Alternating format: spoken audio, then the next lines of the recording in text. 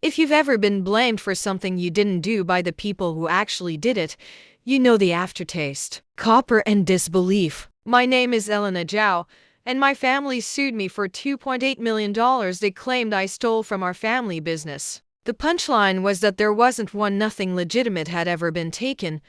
I'm the youngest of four. My older siblings Gavin, Rochelle, and Meredith were the golden trio. Finance careers, polished spouses, houses in the same manicured suburb outside Seattle. They golfed together, vacationed together, compared investment returns like scripture. I was the outlier. I worked as a financial analyst for a nonprofit that funded microloans and ran literacy workshops. My condo was small. My car was old. My paycheck was perfectly fine until it sat beside theirs. My mother introduced me with a tight smile. Elena works with poor people, she'd say, as if that explained a defect. I'd turned down big banks after business school. I'd seen what the last financial crisis did to ordinary families, and I refused to help polish the knife. My family heard only one thing. Elena chose small. 5 years ago, my uncle Simon, my father's younger brother, called late at night. His voice was thin with pain. Pancreatic cancer, he said. I need your help. But you cannot tell your father or your siblings. Promise. I promised. 2 days later, in his attorney's office, Simon slid a thick folder across the table. Prospectuses, statements, tax filings. At the top, Chin Family Capital Partners. They want my whole portfolio. He whispered, they guarantee 23% a year. Guaranteed. My stomach tightened. Guaranteed returns that high were fantasy. They say it's real estate, he said, but the numbers don't add up. If I'm right, they'll hurt people. Elena, find out what this really is. I took the folder home and disappeared into spreadsheets and filings. Addresses listed as assets led to empty lots. Income projections dwarfed the market. The management fee, 42% annually, told me everything. When I traced the cash flow, the pattern became clear. New deposits came in. Returns went out. The difference stayed behind. Money detoured through shell LLCs and reappeared as consulting fees. It was simple and ugly. A Ponzi scheme, with laundering layered on top, and the names authorizing the transfers were Gavin, Rochelle, and Meredith.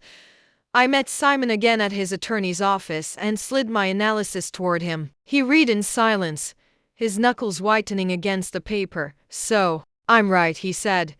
You're early, I told him, which means we can stop it. He closed his eyes for a long moment, then opened them with sudden clarity. Then you take my portfolio, he said. All of it? I asked. Yes. If it stays near them, they'll feed it into their pit and blame you when it collapses. Promise me you'll keep it away from them. Promise me you'll stop this before they take anyone else down. My hands were damp, but my voice stayed steady. I promise. He died 3 weeks later. His will was airtight and private. It named me alone. After the funeral, I worked quietly with his attorney, Harold Stein, and a forensic accountant, Dr. Priya Chan. We built a file that could survive daylight: transaction trails, shell company maps, internal emails Simon had forwarded me. I started carrying a slim silver recorder everywhere. Then a cousin saw my name on trust paperwork and mentioned it to my mother. They summoned me on a rainy Saturday. My parents sat stiffly in the living room. Gavin wore his banker's smile. Rochelle and Meredith watched me as if I'd already confessed. Split it, my father said flatly. No, I replied. And I'm not investing a dime with your fund. Gavin's smile thinned. Watch yourself, Elena.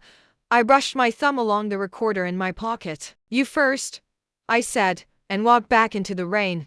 2 months later, a process server approached me outside my office and placed a lawsuit into my hands. They accused me of stealing $2.8 million from capital partners, forged emails, opened accounts in Gavin's name, fabricated transfers. The goal was obvious. Frighten me into surrendering Simon's inheritance and bury their scheme under my ruined reputation. I called Harold. I called Dr. Chen. And I called the FBI agent I had already briefed, Special Agent Luis Ortega. Let them testify, he said. Then we move.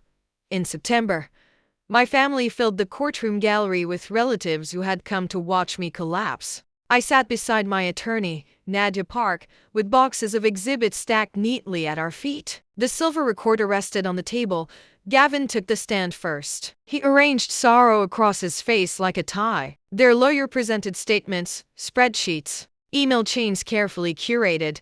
When it was Nadia's turn, she stood calmly. Mr. Zhao, she said, name one property your fund owns. He hesitated. We operate through subsidiaries. She handed the judge certified county records. 0 properties, 0 deeds, 0 leases. She followed with my recording from that rainy Saturday, my father demanding I split the inheritance, Gavin promising guaranteed returns. The temperature in the room seemed to drop. The courtroom doors opened.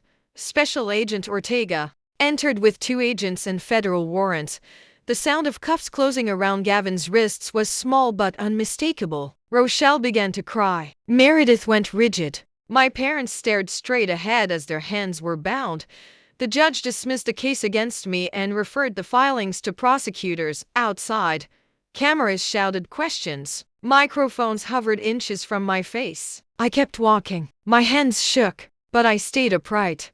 A year later, restitution checks were issued to victims. I established an additional recovery fund from Simon's portfolio for those hit hardest. Then I began teaching workshops how to spot guaranteed returns, how to question glossy certainty, how to recognize when confidence is just camouflage. For theft, my family built their empire on illusion. It collapsed under evidence. Their greed ended their story. Integrity began mine.